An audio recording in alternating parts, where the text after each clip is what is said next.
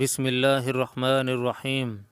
سیدنا جابر بن عبداللہ رضی اللہ تعالیٰ عنہ سے روایت ہے کہ مدینہ منورہ کی ایک یہودی عورت نے ایک بچہ جنم دیا۔ اس کی ایک آنکھ مٹی ہوئی تھی اور وہ اوپر کی طرف ابھری ہوئی تھی۔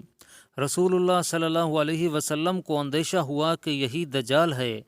آپ صلی اللہ علیہ وسلم نے اسے دیکھا کہ اس نے ایک چادر اوڑھی ہوئی تھی اور اس کی گنگناہٹ کی آواز بھی آ رہی تھی، لیکن اس کی ماں نے اسے متنبہ کرتے ہوئے کہا، اے عبداللہ، یہ ابو القاسم صلی اللہ علیہ وسلم آ گئے ہیں تو ان کی طرف جا۔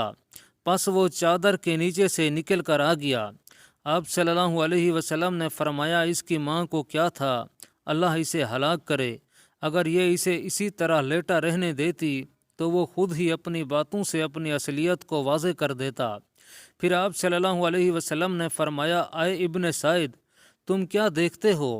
اس نے کہا، میں حق بھی دیکھتا ہوں اور باطل بھی دیکھتا ہوں، اور مجھے پانی پر ایک تخت بھی نظر آتا ہے۔ آپ صلی اللہ علیہ وسلم نے فرمایا، اس پر تو معاملہ خلط ملط کر دیا گیا ہے۔ پھر آپ صلی اللہ علیہ وسلم نے اسے فرمایا، کیا تم اس بات کی گواہی دیتے ہو کہ میں اللہ تعالیٰ کا رسول ہوں؟ وہ جواباً بولا، کیا آپ اس بات کی شہادت دیتے ہیں کہ میں اللہ کا رسول ہوں؟ رسول کریم صلی اللہ علیہ وسلم نے فرمایا، میں تو اللہ تعالیٰ اور اس کے رسولوں پر ایمان لایا ہوں۔ اس کے بعد آپ صلی اللہ علیہ وسلم اسے چھوڑ کر واپس آ گئے۔ آپ صلی اللہ علیہ وسلم ایک دفعہ پھر اس کی طرف تشریف لے گئے اور اس کو کھجور کے درختوں کے درمیان پایا۔ وہ کچھ گنگنا رہا تھا، لیکن اس دفعہ بھی اس کی ماں نے اسے خبردار کرتے ہوئے کہا، عبداللہ، یہ ابو القاسم آ گئے ہیں۔ تو رسول کریم صلی اللہ علیہ وسلم نے ارشاد فرمایا، اسے کیا ہو گیا ہے؟ اللہ اسے ہلاک کرے۔ اگر یہ اس کو اسی طرح بے خبر رہنے دیتی تو وہ اپنی باتوں سے خود ہی اپنی حقیقت بیان کر دیتا۔ سیدنا جابر رضی اللہ تعالیٰ عنہ فرماتے ہیں کہ رسول اللہ صلی اللہ علیہ وسلم اس کی باتیں سننا چاہتے تھے تاکہ آپ کو علم ہو جاتا کہ یہ دجال ہے یا نہیں۔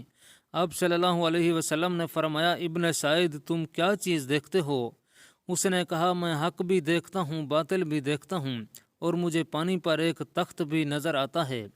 آپ صلی اللہ علیہ وسلم نے اس سے فرمایا، کیا تو گواہی دیتا ہے کہ میں اللہ کا رسول ہوں؟ وہ جواباً بولا، کیا آپ یہ شہادت دیتے ہیں کہ میں اللہ کا رسول ہوں؟ رسول اللہ صلی اللہ علیہ وسلم نے فرمایا، میرا اللہ پر اور اس کے رسولوں پر ایمان ہے۔ پس اس کا معاملہ اس پر خلط ملط کر دیا گیا۔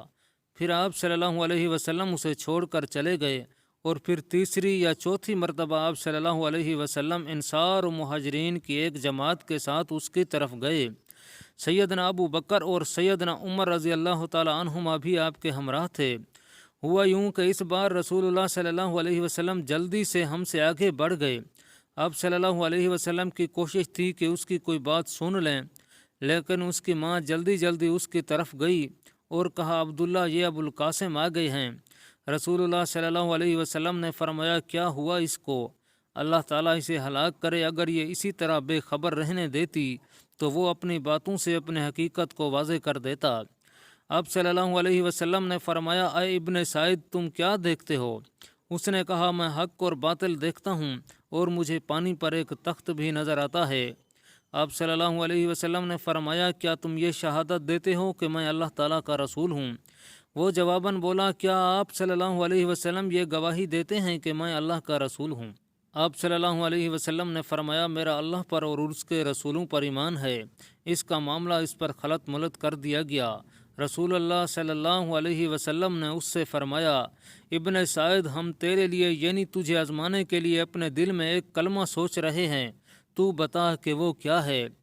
اس نے کہا، وہ الدخ ہے، الدخ۔ رسول اللہ صلی اللہ علیہ وسلم نے اس سے فرمایا، دفع ہو، دفع ہو۔ سیدنا عمر بن خطاب رضی اللہ تعالیٰ عنہ نے کہا، اے اللہ کے رسول، مجھے اجازت دیں کہ میں اسے قتل کر دوں۔ رسول اللہ صلی اللہ علیہ وسلم نے ارشاد فرمایا، اگر یہ واقعی دجال ہے تو تمہارا اس سے کوئی مقابلہ نہیں۔ اس کا مقابلہ کرنے والے جناب عیسیٰ بن مریم علیہ السلام ہوں گے، اور اگر یہ دجال نہیں ہے تو آپ کے لیے ایک ذمہ کو قتل کرنا روا نہیں ہے۔ بہرحال رسول اللہ صلی اللہ علیہ وسلم کو یہ اندیشہ رہا کہ یہی دجال ہے۔